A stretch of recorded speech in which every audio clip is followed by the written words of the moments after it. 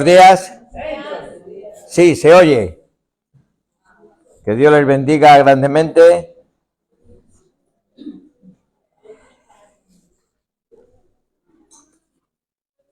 Vamos. ¿Se oye? Sí, no se oye. No sabía que no se oía. Sí, ahora sí. Abrimos nuestras Biblias por el libro de Apocalipsis, capítulo 2.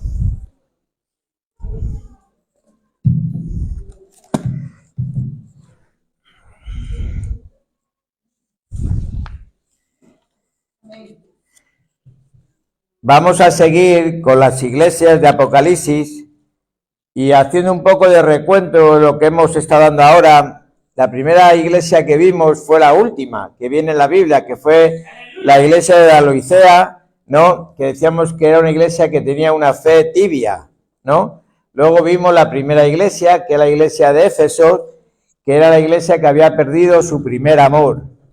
Después vimos la de la iglesia de Esmirna, que era la iglesia que había sufrido persecución, ¿no? Y hoy vamos a ver la iglesia de Pérgamo. La iglesia de Pérgamo, y era una iglesia, dice la palabra de Dios, que debía arrepentirse, que tenía que arrepentirse. Entonces vamos a abrir las Biblias en el libro de Apocalipsis, capítulo 2, y vamos a leer del versículo 12 al 17. Nos ponemos de pie para leer la palabra de Dios.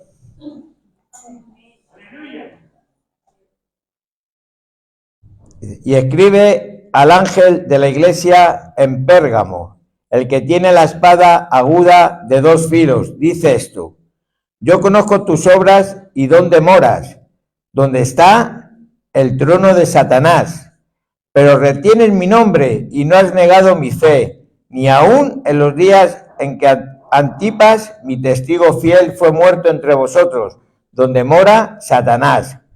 Pero tengo unas pocas cosas contra ti, que tienes ahí a los que retienen la doctrina de Balaam, que enseñaba a Balac a poner tropiezo ante los hijos de Israel, a comer de cosas sacrificadas a los ídolos y a cometer fornicación.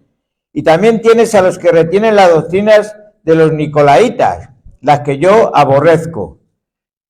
Por tanto, arrepiéntete, pues si no, vendré a ti pronto y pelearé contra ellos con la espada de mi boca. El que tiene oídos, oiga lo que el Espíritu dice a las iglesias. Al que venciere, daré a comer del maná escondido, y le daré una piedrecita blanca, y en la piedrecita escrito un nombre nuevo, el cual ninguno conoce sino aquel que lo recibe. ¿Se pueden sentar, mis hermanos? Bueno, como siempre vamos a empezar explicando un poco el contexto histórico de la ciudad de Pérgamo. Pérgamo era la capital de la provincia de Asia, por lo tanto tenía una gran importancia en el punto administrativo. Pérgamo era una ciudad muy próspera y llena de cultura. Entre sus muchos edificios sobresalían su gran biblioteca, que competía en importancia con la de Alejandría. Se decía que contaba con más de 200.000 rollos de pergamino. Por cierto, nuestra palabra pergamino proviene del nombre de Pérgamo, puesto que en aquella ciudad se perfeccionó el proceso de preparar las pieles de ovejas y de cabras para poder ser usadas en la producción de libros, sustituyendo de ese modo al papiro, que era fabricado en grandes hojas de juncos que crecían en las orillas del río Nilo, que era un material más perecedero que la piel, ¿no?, por la razón por la que fue sustituido. La ciudad de Pérgamo estaba situado al pie de una montaña. En la cima de la montaña se encontraba una acrópolis dedicada a varios dioses griegos. Una acrópolis era como una ciudad, como una fortificación con murallas, y donde se encontraban, en esa fortificación se encontraban varios templos dedicados a los dioses griegos. Por ejemplo, Zeus, Atenea y Dionisio. Pérgamo era también un centro de culto al emperador y contaba con un templo dedicado a Roma y al emperador Augusto, ¿no? Aparte de todo eso, ¿no? Y al margen de todo eso, de esa Acrópolis, en las afueras de la ciudad se encontraba un templo curativo, consagrado a Asclepio, perdonad los nombres, pero no, este Asclepio era el dios de la medicina. Muchas personas acudían a este tipo de templos para ser sanados, y el de Pérgamo era especialmente famoso. Las técnicas usadas para sanar enfermos se basaban en su mayor parte en la magia y la superstición. Es curioso que el símbolo del dios griego Asclepio, Esculapio para los romanos, era una serpiente, la misma que hoy perdura hasta nuestros días en la medicina y farmacias. ¿Lo recuerdan? ¿Lo han visto alguna vez? En los anagramas de las farmacias, como hay una serpiente, pues de ahí viene ese anagrama. Se dice que la historia cuenta que en estos templos de la medicina, de donde estaba este dios, dice que en el templo había serpientes que no eran venenosas por todo el templo. Entonces la gente entraba desnuda a ese templo y se tumbaba. Y se te picaba una serpiente de esas, dice que la sangre de esa serpiente te la transmitía a ti y que eras sano. ¿Sabes? Y lo que no se ve en esta gente, que la única sangre que sana es la sangre de Cristo, la que derramó la cruz, ¿verdad? O sea, están haciendo una completa herejía esta gente. En cuanto a la iglesia cristiana en la ciudad de Pérgamo, no se nos dice nada en cuanto a su fundación, no dice nada la palabra de Dios, y es probable que fuera fruto del trabajo de Pablo cuando estuvo en Éfeso. Estuvo allí 2 años en Éfeso con sus colaboradores, y se piensa que de allí desde Éfeso fundó también esta iglesia, ¿no? Entonces vamos a empezar a escudriñar un poco todos estos versículos, que la verdad que tienen una gran enseñanza, y a una iglesia que, como hemos visto, tenían grandes persecuciones, porque tú imaginaros, no era fácil vivir en un sitio así, con tanta idolatría como había en Pérgamo, ¿no? Pero vamos a ir viendo. Vamos, en el versículo 12, siempre casi todos los mensajes a la iglesia se empieza por lo mismo, ¿no? Dice, y escribe al ángel. Decíamos anteriormente que el ángel significaba comunicador, mensajero, ¿no? Y era el que llevaba el mensaje de Dios, el que llevaba la palabra de Dios al pueblo. Y hoy podía ser muy bien, pues, el pastor de la iglesia, ¿no? Entonces se refiere a él, dice, escribe al ángel de la iglesia, pero no es que el responsable o el pastor o el ángel de la iglesia fuera el que estaba en esa situación, sino escribía a esta persona para que lo comunicara a la iglesia, ¿no? Y dice, escribe al ángel de la iglesia en Pérgamo, dice, el que tiene la espada aguda de 2 filos, dice esto, ¿no? Entonces, Jesús se está presentando a esta iglesia como el que tiene la espada aguda de 2 filos, ¿no? ¿Y qué representa la espada de 2 filos? Mirad, Efesios, lo vemos enseguida con la palabra de Dios. Efesios 6:17 dice, tomad también el yelmo de la salvación y la espada del Espíritu, que es la palabra de Dios. Y Hebreos 4:12-13 dice también, la palabra de Dios vive, es poderosa y es más cortante que cualquier espada de 2 filos. Penetra tan profundo que divide el alma y el espíritu, las coyunturas y los huesos, y juzga los pensamientos y sentimientos de nuestro corazón. Y dice en el versículo 13, no hay nada creado en el mundo que se pueda esconder de Dios. Todo está desnudo y expuesto a su vista. es a Él a quien tendremos que rendirles cuentas de nuestra vida. O sea que estaba hablando de esta espada de doble filo, que eran las espadas romanas, todos lo sabrán, que cortaban por los dos lados, ¿no? Tenían que tener cuidado porque cortaban los dos lados, ¿no? Entonces la espada aguda que está hablando aquí Juan, es la espada, es la palabra de Dios, ¿no? El texto está afirmando que la palabra de Dios es viva. Por lo tanto, no estamos hablando de cualquier palabra, sino de una palabra que es efectiva y poderosa. En la Biblia encontramos que la palabra de Dios es capaz de producir un resultado doble, doble filo, doble cortante. Por un lado, la palabra de Dios tiene el poder de salvar, restaurar y separar a los creyentes del mundo que los oprime, que el mundo oprime, pero también de condenar al mundo por su pecado. Es la espada tanto de la salvación como de la muerte eterna. Así que la espada de dos filos representan tanto a la salvación y vida eterna como la condenación y muerte eterna. Como sabemos, la espada, la palabra de Dios, corta, divide y separa.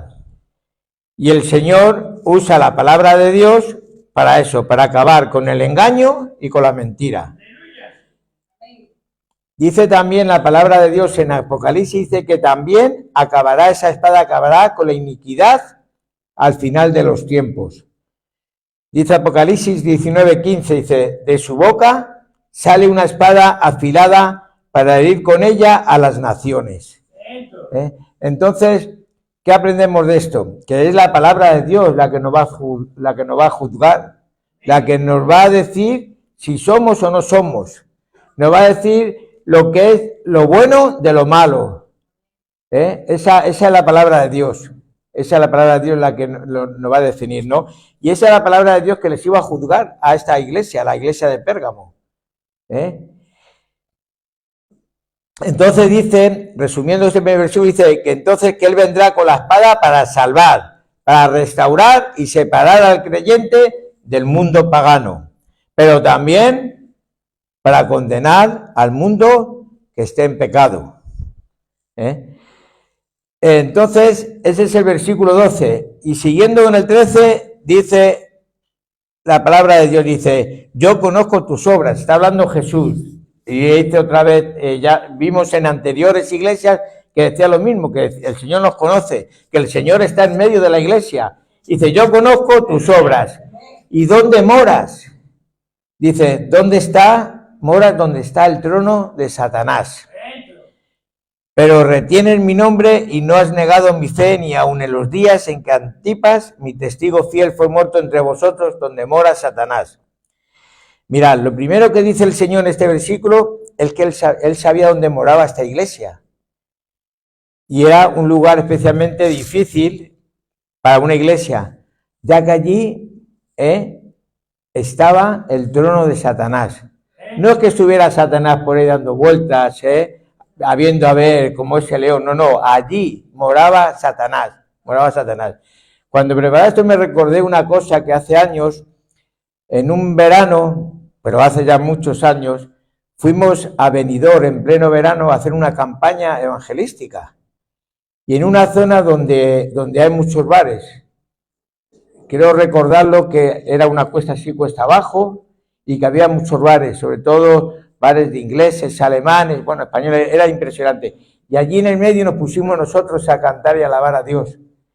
Y aquello era, bueno, nos empezaron a tirarnos botellas, muchas cosas, ¿no? Y hubo un hombre, había un misionero americano que dijo esto, dijo, aquí donde está el trono de Satanás, en esta ciudad es donde mora el trono de Satanás, de verdad.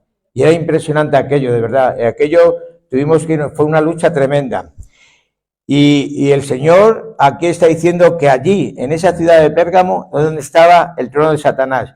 No era simplemente que estaba en aquella ciudad, sino que allí había establecido su trono, ¿no? el Señor y los creyentes de esta iglesia eran muy conscientes de la realidad de la guerra espiritual que estaban atravesando, que estaban llevando a cabo en este lugar. No sería fácil para esta gente, ¿eh? Algunos han pensado que esta referencia al trono de Satanás tenía que ver con el gran altar que había, con el gran templo que había al dios Zeus, ¿no? Otros lo relacionaban con la adoración que hacían al dios de la medicina, al Asclepio, el dios de la medicina, el de las culebras, el de las serpientes, y que era representado por una serpiente, y por eso le hacían referencia a ello, ¿no? Pues sabemos que también Satanás está relacionado con las serpientes, ¿no? Y otros pensaban que tenía que ver con el hecho de que Pérgamo era centro de culto al emperador romano, que por otro lado provocaba la constante persecución de los cristianos, pues les obligaban a todos ir una vez al año a adorar al emperador romano, y el que no iba, ese lo llevaba muy duro, ese quedaba marcado, y recibían persecución y recibían hasta gente que luego pues moría por ese mismo hecho, por no ir un día al año a adorar al dios romano, ¿no?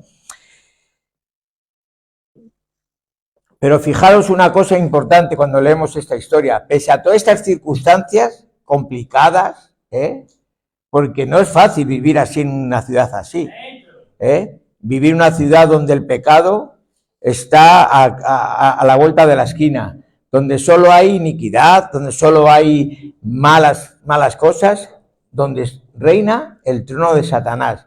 Sin embargo, esta gente, fijaros, dice, pero a pesar de tus dificultades, en el versículo 13, esa iglesia había retenido el nombre del Señor y no había negado su nombre. Ni aún en los días de Antipas, mi testigo fiel, que fue muerto entre vosotros, donde moraba Satanás. El Señor, después de todo esto, reconocía que esa iglesia era una iglesia que se mantenía firme en medio de las dificultades en las que se encontraba. Vuelvo a repetir, no sería fácil, Si nosotros estamos viviendo en cierta libertad religiosa y tenemos un montón de dificultades, en el momento que sales a la calle y pronuncias el nombre de Jesucristo, se te echan encima un montón de personas. Ayer nos acusaban hasta que éramos los que matábamos a los palestinos. Nos decían, iros a Israel a matar a los palestinos, ¿verdad? Y empezaron allí a pronunciar nombre en árabe. Sí, fue tremendo, O sea, y eso es difícil porque es una lucha espiritual. Hoy decía el hermano Peñuelas que se encontraba cansado y que no había trabajado, pero es eso, es la lucha espiritual. Pues imaginaros esta gente con todo lo que tenían a su alrededor, cómo estarían, ¿no? Pero el Señor conoce a esta iglesia y conocía el trabajo que estaban haciendo y que se mantenían firmes y se mantenían ahí fuertes, ¿no? Es un hecho que la oposición no habían logrado debilitar el celo de los cristianos, ni siquiera cuando Antipas fue muerto, ¿no? Antipas, que la historia señala como que era el pastor de la iglesia o un líder destacado de la iglesia, ¿no? Y no era una muerte cualquiera, no era una muerte normal, ¿sabes? También la historia, porque todo esto digo cuando la historia, porque la Biblia no habla de ello, pero sí hay un contexto histórico de esta iglesia que lo podéis comprobar, y este hombre fue asesinado de una manera muy cruel. Dicen que había unos toros que eran toros de bronce, y allí metían el cuerpo de Antipas y luego lo ponían al fuego, y según se iba calentando ese toro de bronce, pues él iba padeciendo. O sea, que era una muerte un poco cruel, ¿no? Pero, sin embargo, fijaros que el Señor describe a este hombre como testigo fiel. Literalmente significa alguien que da testimonio, mi testigo fiel. ¿Sabéis quién es el único que tiene este nombre en la Biblia? ¿Testigo fiel? ¿No lo saben? Se lo digo yo, Jesucristo. Y Jesucristo le hace partícipe a Antipas de este privilegio, mi testigo fiel. Y qué es importante eso, de verdad. Qué honor sería para todos nosotros que Jesucristo nos dijera, Pepe o Juan o cualquier nombre, ¿verdad? Es mi testigo fiel. Eso sería importantísimo. ¿Por qué? No por el nombre en sí, sino porque hubiéramos sido fiel al Señor. Hubiéramos sido su testigo, ese testigo que da testimonio de Él. Qué importante es eso. Dice que Antipas dio el testimonio del Señor, a pesar de que le costó la vida. Él sabía que se cree que fue detenido porque no fue a ese culto que tenía que ir una vez al año a dar gloria y honor al emperador romano. Y como no fue detenido, ¿no? Y eso le costó la vida. Pero él fue un testigo fiel, él se mantuvo firme. Él dijo no y no, y no, no. Él habló la verdad y vivió la verdad según la palabra de Dios, ¿no? Aunque no era una persona muy popular, él se mantuvo fiel, hasta tener ese privilegio de decirle a Jesucristo, de decirle esas palabras, testigo fiel, testigo fiel. Entonces, vemos cómo esta iglesia, pese a todas las dificultades, ellos se mantenían bien, no se mantenían fuertes, se mantenían en las enseñanzas de Jesús, no vacilaban en ello, pese a las persecuciones que tenían, pese a tanta idolatría que había en esa ciudad, ellos se mantenían fuertes, ¿no? Pero llega un momento en que Jesús, es lo que decíamos antes, la espada de doble filo, este es un filo de la espada, un filo. Dios dice que esta iglesia es una iglesia que merece la pena, una iglesia que pese a todas las dificultades, pese a todos los problemas que ha tenido, se ha mantenido fiel. Que el líder de esa iglesia, el pastor de esa iglesia, fue perseguido y fue asesinado por mantenerse firme, por dar testimonio, ¿no? Y ese es un filo de la espada, pero ahora viene el otro filo de la espada. Ahora en el versículo 14 dice, pero tengo unas pocas cosas contra ti.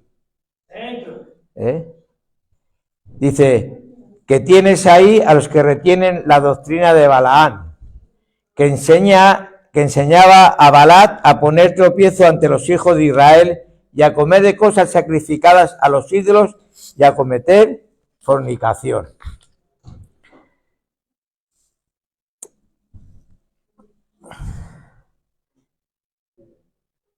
Mirad, aunque la persecución física siempre es muy dolorosa, rara vez se consigue su propósito. ¿Saben por qué? Porque cuando somos perseguidos y atravesamos pruebas, es cuando más dependemos del Señor y de nuestros hermanos, ¿o no? Cuando pasamos por pruebas, cuando peor estamos, cuando somos perseguidos, ¿qué nos pasa? Que es cuando más buscamos al Señor, ¿no? En los periodos de tranquilidad, cuando todo parece que está bien, que estamos bendecidos, que no tenemos luchas, ¿no? Ahí no pasa nada. Pero es cuando más peligro tenemos de ser atacados, en esa tranquilidad, porque no buscamos al Señor. Igualmente cuando estamos en pruebas, cuando estamos perseguidos, ¿no? Porque sabéis una cosa, porque aparte de la persecución, Satanás tiene otras muchas tácticas para llevarnos al pecado, para destruirnos, para apartarnos del Señor. Por eso hay que estar siempre muy atentos, muy alertas. El Señor le dice a esta iglesia que tiene dos cosas contra ellos, ¿no? Y esos dos problemas de Pérgamo tenían la misma raíz. Eran problemas doctrinales. Estaban practicando doctrinas, enseñanzas falsas. Mirad, actualmente nosotros vivimos en los tiempos de mayor doctrina falsa de toda la historia, estos tiempos de hoy en día, sobre todo por las redes sociales. Somos bombardeados constantemente por doctrinas. Y el 90% de lo que vemos y leemos son doctrinas falsas. Y esto pasaba en Pérgamo. Había falsa doctrina en la iglesia. Y muchas veces decimos que no, yo hay veces que veo algo que la gente comparte en las redes sociales y yo no sé si no se dan cuenta o no lo ven claramente, pero siempre hay algo que no es bíblico. ¿Y qué podemos decir? No, es que la mayoría es bíblico y hay una cosa que no es bíblico, que no. Pero es que el poco malo eso, esa poca masa, leuda todo. Por poco que sea, lo hace todo ya mentira, ¿no? Mirad, esta iglesia, pese a los ataques, pese a que Satanás moraba entre ellos, eran fieles. A pesar de la constante idolatría, ellos no negaron su fe. Siempre hablaban de que Jesús, eran cristianos, Ellos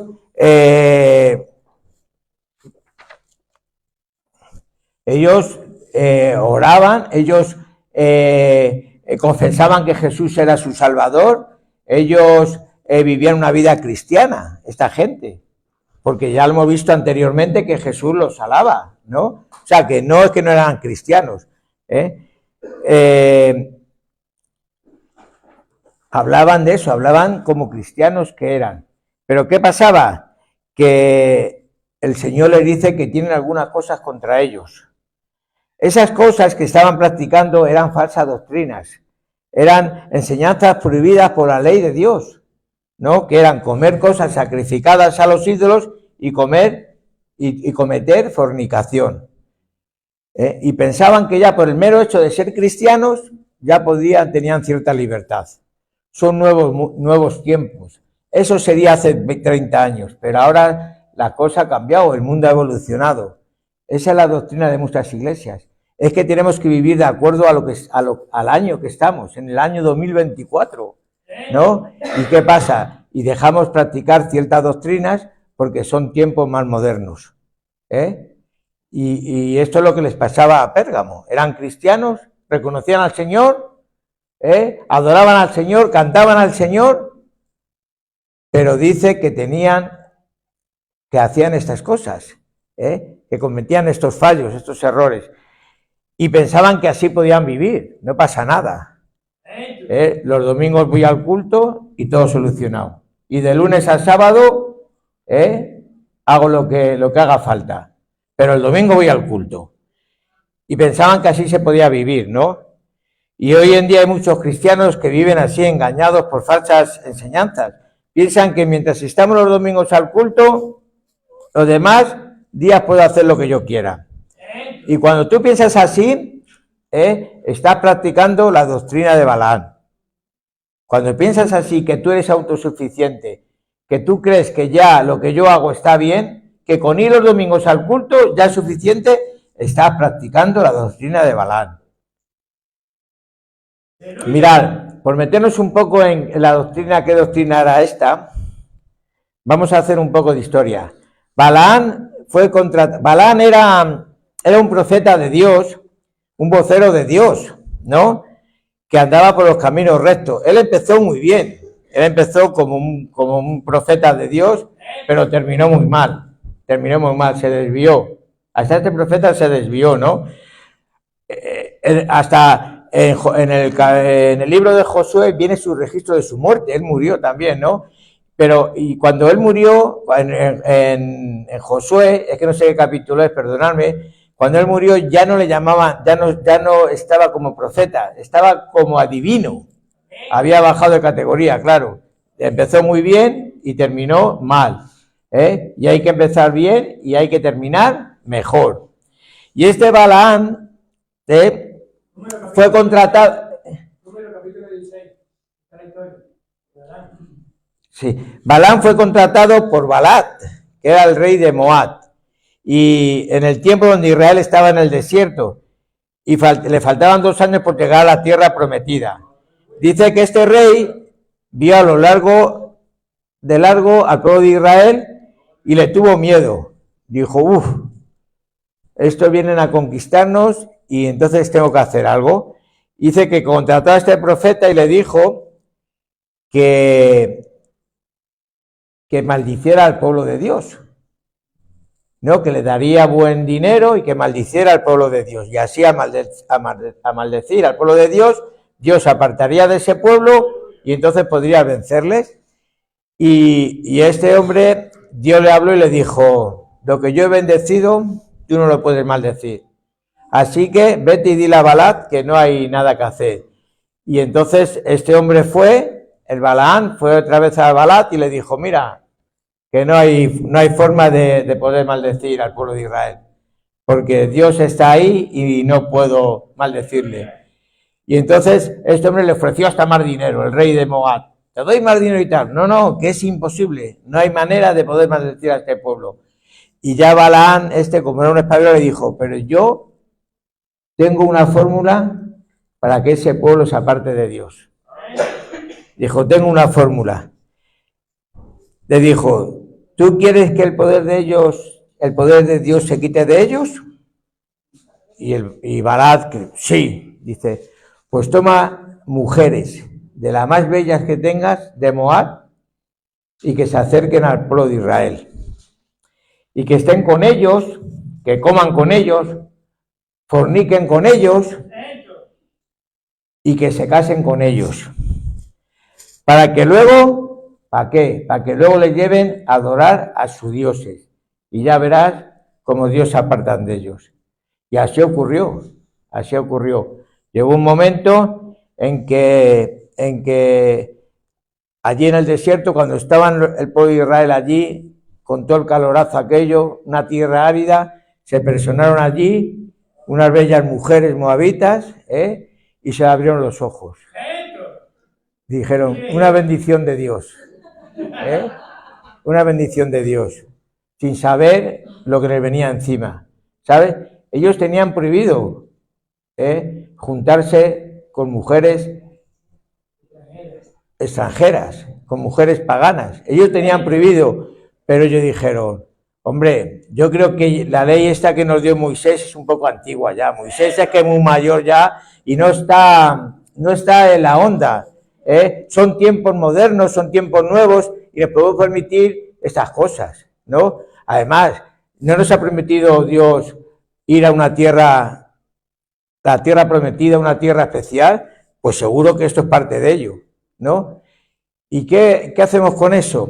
Pero estos pensamientos, no creáis que son raros, estos pensamientos hoy en día se llevan, No, que me estoy juntando con esos que van al bar porque les voy a predicar el evangelio. Mentira.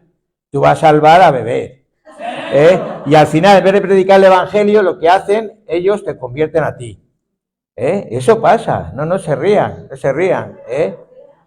Nos juntamos con gente que es pagana, pero nos justificamos diciendo, no, es que les voy a predicar el evangelio, les quiero llevar a los pies de Cristo. Mentira, porque al final pasa lo que pasa, y lo que le pasó a esta gente, y esta gente pensaba así, los israelitas pensaban, no. O sea, al final, ¿sabéis lo que pasó? Que esta gente, estas mujeres les llevaron a adorar a sus dioses, les llevaron a los pies de sus dioses, ¿no? Así que pronto, cuando llegó, empezaron a establecer vínculos con ellas, asistieron a sus fiestas, comieron de lo que antes habían sacrificado a los ídolos, ¿no? Y al finalmente teniendo relaciones sexuales con ellas. ¿Qué había de malo en ir a alguna de sus fiestas sociales o en tomar parte en algunos de sus cultos idolátricos? No pasa nada, ¿no? Pasa algo porque un día vaya a cualquier sitio de eso donde sabemos que no tenemos que ir, no pasa nada, un día es un día, ¿no? ¿Por qué no podíamos comer aquella comida que parecía tan deliciosa? ¿No? ¿Qué podía haber de malo en tener relaciones sexuales con aquellas bellas jóvenes que estaban más que dispuestas a ello? ¿Era algo malo? ¿No? Así que empezaron a cuestionarse por qué debían hacer caso a Moisés, y pensando eso, si Moisés ya es una persona mayor, ya sus ideas están desfasadas. Es que hay que vivir al día, hay que vivir esta época, ¿verdad? Y es algo que también suele ocurrir, que nos cambiamos de tal manera que en vez de amoldarse el mundo a la iglesia se amolda al mundo.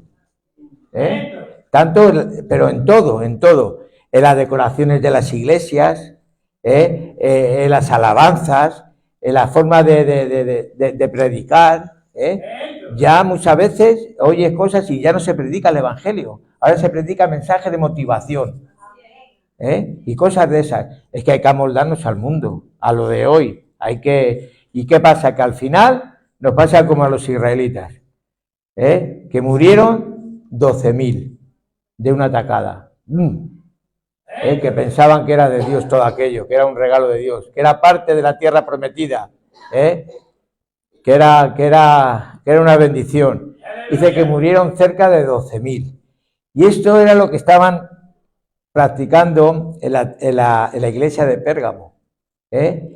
Estaban haciendo estas cosas, esas doctrinas que pensaban que no pasaba nada, que eran cristianos, que Dios les había alabado, les había dicho antes, dice, yo conozco tus obras y dónde moras, dónde está el trono de Satanás, pero retienes mi nombre y no has negado mi fe. Y somos cristianos. ¿Qué va a pasar porque estemos practicando, comamos esas comidas prohibidas o estemos fornicando? No pasa nada. Si somos cristianos, no hemos negado al Señor, he reconocido a Dios como Señor y Salvador de mi vida. Pero esto es lo que le estaba pasando a la iglesia de Pérgamo, ¿verdad? Y se estaban olvidando de algo importante, se estaban olvidando lo que dice 2 Corintios, capítulo 6, versículos 14 al 18, y que vamos a leer. 2 Corintios 6, capítulo 14 al 18. No, perdón, al 16. Dice la palabra de Dios, no os unáis en yugo desigual con los incrédulos, porque ¿qué compañerismo tiene la justicia con la injusticia? ¿Y qué comunión la luz con las tinieblas? ¿Y qué concordia Cristo con Belial? ¿O qué parte del creyente con el incrédulo?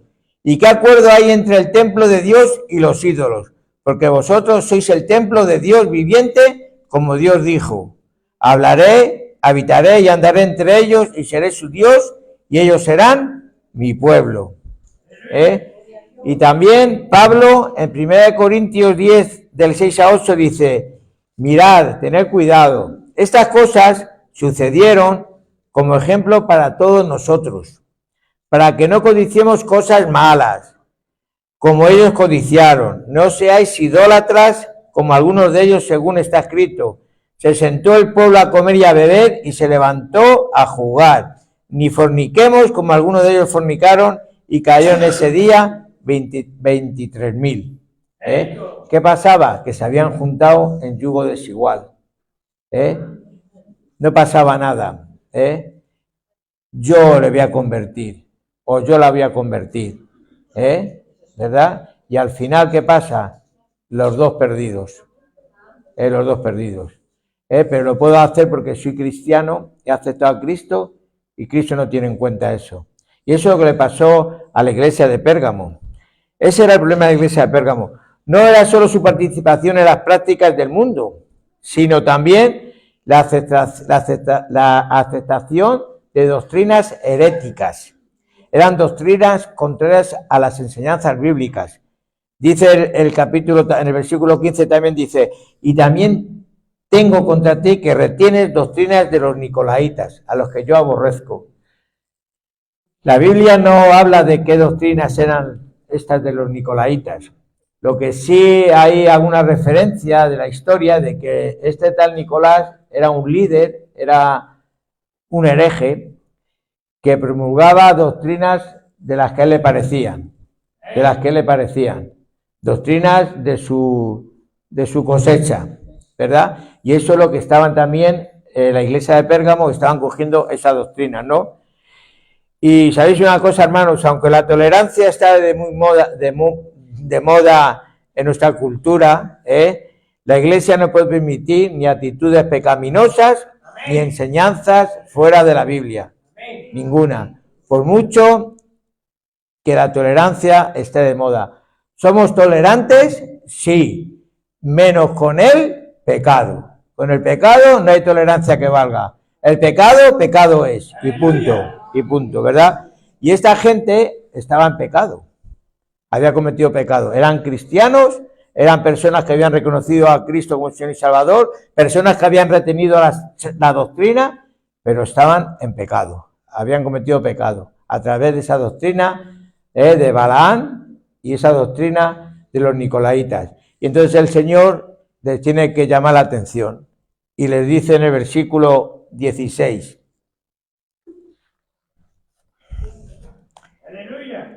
Dice, por lo tanto, arrepiéntete, pues si no, vendrán a ti pronto y pelearé contra ellos con la espada de mi boca. Mirad, el único remedio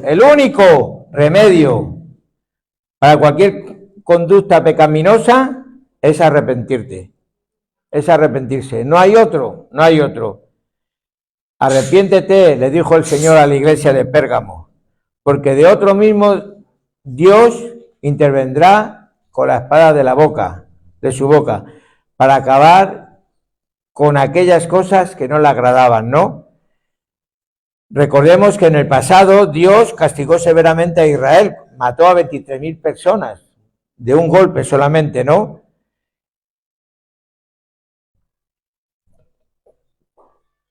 Debemos recordar, hermanos, hoy en día que los niveles de exigencia de Cristo son los mismos, no han cambiado. Y Él sigue teniendo la espada de dos filos para cortar cualquier actitud pecaminosa que comprometa el testimonio de la iglesia. Hoy es igual, no ha cambiado nada. Sigue la misma fórmula. Pecado, arrepiéntete.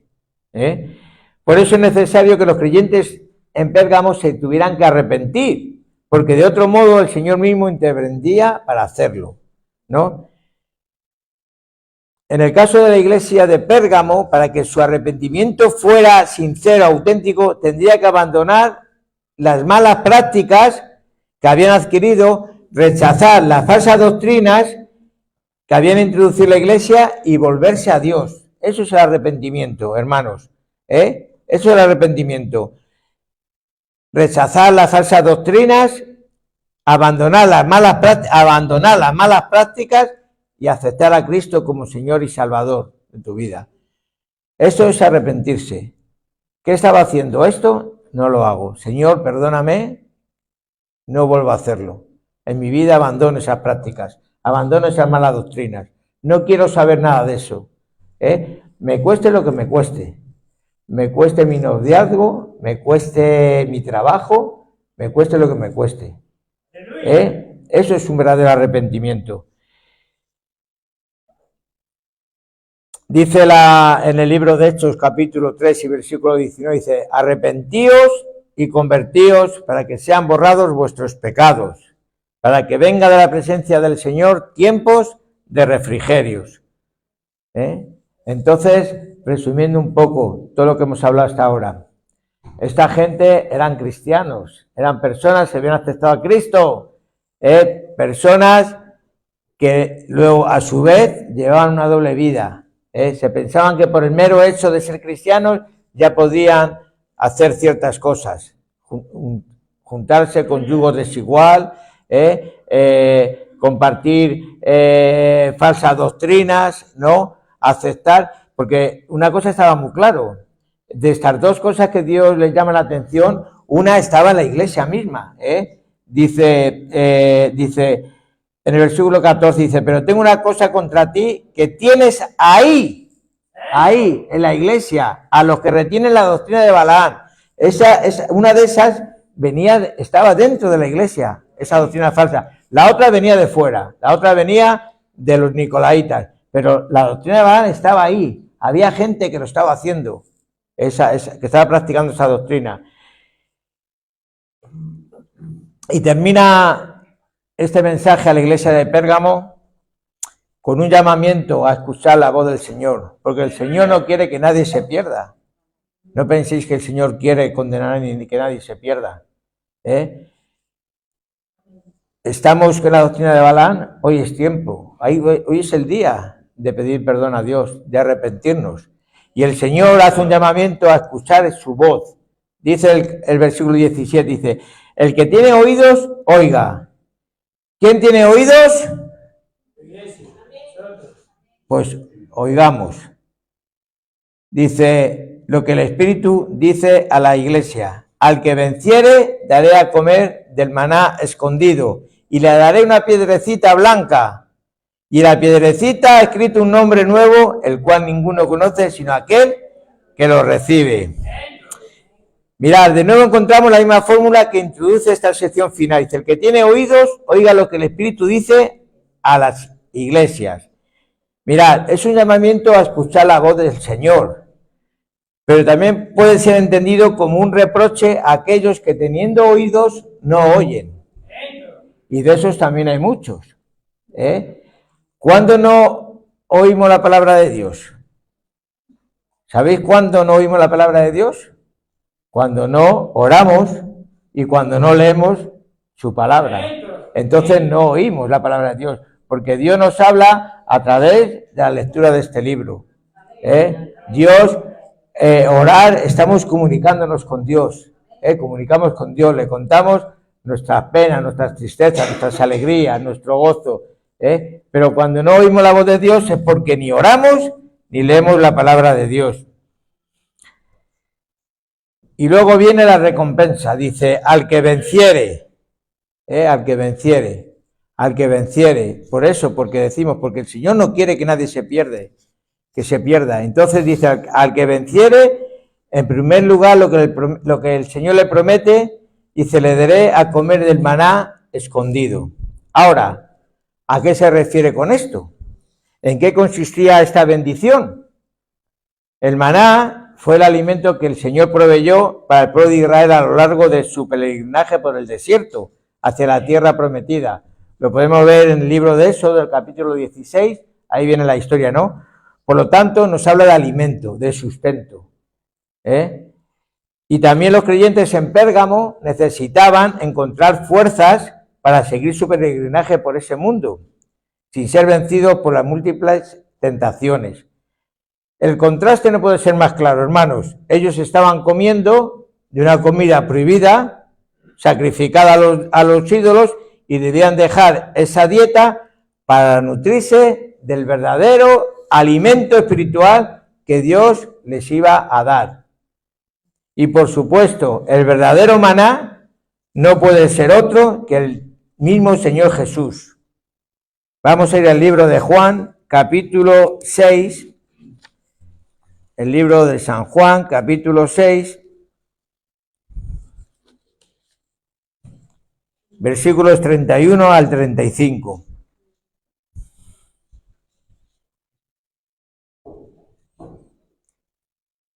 Dice, nuestros padres comieron el maná en el desierto, como está escrito, pan del cielo les dio a comer. Y Jesús les dijo, de cierto os digo, no os dio Moisés el pan del cielo, mas mi Padre os va a dar el verdadero pan del cielo, porque el pan de Dios es aquel que descendió del cielo y da vida al mundo. Le dijeron, Señor, danos siempre este pan. Y Jesús les dijo, yo soy el pan de vida. El que a mí viene nunca tendrá hambre, y el que en mí cree no tendrá sed jamás. Ese es el maná, el verdadero maná, Jesucristo. Y en cuanto a que es un maná escondido, tampoco dicen muchas referencias. Quizás debemos pensar que era una relación personal, ¿no? E íntima con él. Algo que muchas veces la gente ni lo puede entender. Pero es esa relación personal íntima que tenemos con Dios, cuando habla del maná escondido. Y en segundo lugar, el Señor le hace una promesa. Y esto es importante, ¿no? Dice, y le daré una piedrecita blanca. y en la piedrecita ha escrito un nombre nuevo, el igual ninguno conoce sino aquel que lo recibe. Acerca de estas piedrecitas hay un montón de interpretaciones. Miran en los libros de historia y hay un montón de interpretaciones. Se dice que se da una piedrecita blanca al triunfador de los Juegos Olímpicos. Ahora se da una medalla de oro, de plata y de bronce, pues en aquellos tiempos se daba una piedrecita blanca, ¿no? Esta llevaba en sí ciertas distinciones y privilegios. Al que le daban esa piedrecita tenía ciertas distinciones y privilegios, ¿no? También se daba una piedrecita como evidencia de ser absuelto cuando estabas en prisión o de un juicio y llevaba escrito el nombre de la persona absuelta. O sea, alguien salía de prisión y le daban esa piedrecita con su nombre, ¿no? Como que ya estaba libre, ¿no? También se dice que en las cortes de justicia se utilizaban pequeñas piedras para, si era negra, es que eras condenado, y si era blanca, es que eras absuelto, ¿no? Y también se dice que la piedra blanca también es un símbolo de amistad. Dice que esa piedra se partían en dos, entonces yo te daba a ti mi trozo de piedra con mi nombre y tú me dabas a mí el trozo de piedra tuyo con tu nombre. Y eso era una relación de amistad. Todo eso dicen de esta piedrecita blanca, ¿no? En todos los casos, la piedrecita era una señal de privilegio y favor especial, en cualquiera de los casos, ¿no? Y notemos también que la persona dice que tendría en esa piedrecita un nombre nuevo, en esa piedrecita, un nombre nuevo, que ninguno conoce sino aquel que lo recibe. En cuanto al nombre nuevo, debemos recordar que en la antigüedad el nombre era considerado como la suma de todo aquello que la persona representaba. Te ponían un nombre de acuerdo a tus características, de acuerdo a tus circunstancias, así te ponían el nombre, ¿no? Por eso esos nombres bíblicos todos tienen un significado. Los recordamos, ¿no? No voy ahora porque tampoco me acuerdo de muchos, la verdad, pero todos esos nombres que ponían en la antigüedad tenían un nombre porque representaban la cualidad, la forma de ser de esa persona, ¿no? Y eso nos dice el Señor, que Él nos va a dar un nombre nuevo de acuerdo a nuestra personalidad, de acuerdo a nuestras características, de acuerdo a nuestras circunstancias. Él nos va a dar un nombre nuevo que nadie conoce sino solo aquel que lo recibe. Mirad, una ilustración que nos puede ayudar a entender esto es que yo un día escuché a una mujer hablar de una persona. Esta no conocía su nombre, pero ella hablaba de esta persona de ciertos rasgos en cuanto a su personalidad, en cuanto a su carácter y en cuanto a su temperamento. Enseguida que oí aquello me di cuenta de quién estaba hablando, de verdad, me di cuenta de quién estaba hablando, ¿no? Porque la suma de aquello, de todo que estaba hablando, representaba a esa persona. Y cuando le dije el nombre, era cierto, ¿no? ¿Por qué? Porque, porque esos rasgos que tenemos, esa personalidad, esas circunstancias que en nuestra vida nos hacen ser quien somos, ¿no? Entonces, el nombre equivale a la personalidad entera de cada uno, ¿no? Y lo que aquí el promete el Señor es que tendremos una nueva personalidad, una nueva naturaleza, ¿no? Y esa nueva esencia está por el momento escondida, esperando el momento que sea manifestada, Y esto es lo que nos promete el Señor a los que vencen, a los que se arrepienten, a los que siguen adelante, a los que perseveran, a los que no se desvían. No hay que caer para luego arrepentirnos. Si no has caído, la lección de esta iglesia de Pérgamo es que ellos eran cristianos. Ellos eran personas que están viviendo en una situación complicada, difícil, una ciudad llena de idolatría. Eran perseguidos porque no iban a adorar al emperador romano. O sea, después de todas esas circunstancias que ellos vivían, eran personas que retenían el nombre de Dios, que amaban a Dios, que permanecían fieles a Dios, Pero el Señor les dice, tengo una cosa contra vosotros, que estáis en la doctrina de Balaán, que estáis practicando la doctrina de Balaán, que estáis en yugo desigual, que pensáis que eso no es ningún problema, porque ya soy cristiano, llevo maduro, llevo 15 años, 20 años, un año, ya tengo la suficiente madurez como para soportar todo eso. No te engañes, no te engañes. He visto caer grandes cristianos. Bueno, y de por sí, ahí está. Últimamente parece que se están perseverando, pero hace poco grandes hombres de Dios, entre comillas, cayeron. Cayeron. ¿Por qué? Porque estaban en yugo desigual. Estaban practicando la doctrina de Balaán. No nos creamos ya, de verdad. Si nos creemos suficientes, si nos creemos lo bastante inteligentes, lo bastante fuertes para soportar eso, ya solamente por pensar eso, ya estamos en esa doctrina, practicando esa doctrina, hermanos. De la iglesia de Pérgamo aprendemos que hay lugares en este mundo donde resulta especialmente difícil ser cristiano. Nos damos cuenta que sufrir por la causa de Cristo no valida automáticamente todo lo que hacemos o creemos. También vemos que el Señor reprende con dureza la amistad con el mundo. Aunque pueda parecer inocente y pretendamos justificarnos con la excusa de intentar atraer a los incrédulos al Evangelio, esto siempre da malos resultados y no es aprobado por el Señor. No nos engañemos, no es aprobado por el Señor. ¿Quieres que esa persona a la que tú quieres se convierta al Evangelio? Invítale a la iglesia. Que venga a la iglesia. No vayas tú donde Él quiere que vayas. Porque eso es la trampa, ¿no?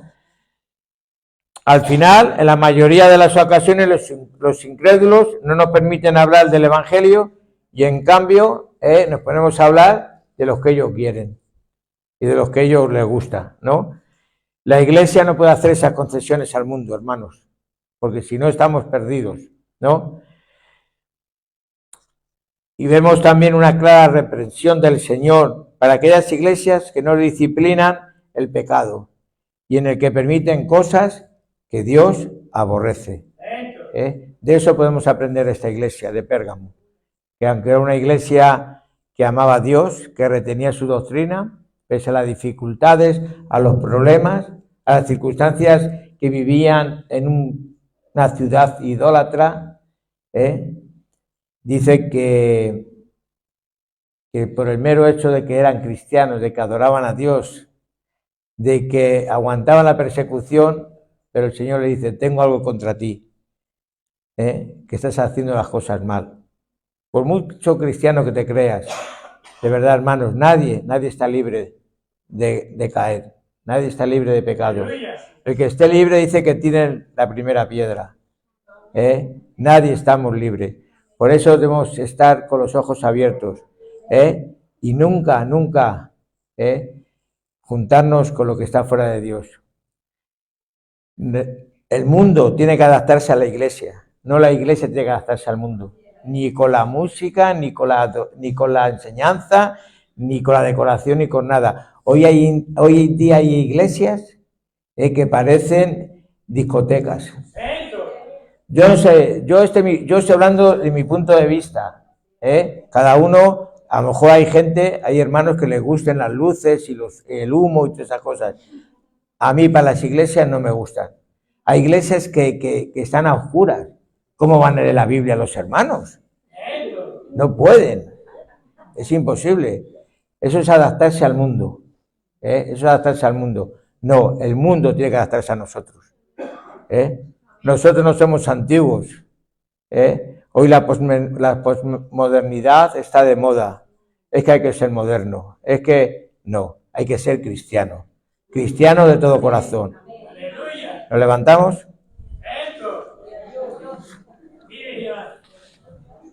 Señor, te damos gracias.